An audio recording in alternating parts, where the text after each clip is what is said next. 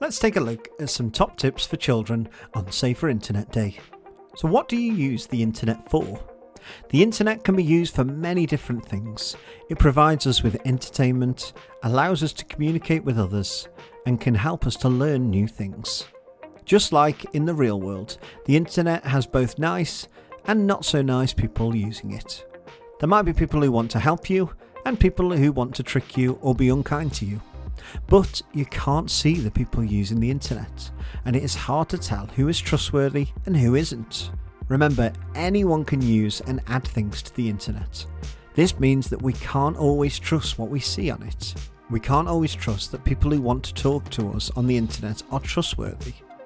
And we can't always trust the websites on the internet. Some may have viruses that can stop our computers from working properly.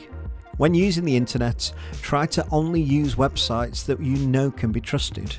If you aren't sure, ask an adult. Try to use websites that are for children as much as possible. Remember, some people might pretend to be children to talk to you. Never give out your name or address. We don't really know who we are talking to when we're chatting through the internet. So remember this when someone new pops up and wants a chat. And never arrange to meet an online friend. If someone online asks you to meet them, tell an adult you trust right away. Check out some of these resources to help further talk to your children about internet safety. The Safer Internet Day Conversation Starter Pack. This is the perfect resource to help with those conversations around being safe on the internet. Perfect for the classroom or even at home. Or even check out the Safer Internet Day Conversation Station display packs for Key Stage 1 and Key Stage 2.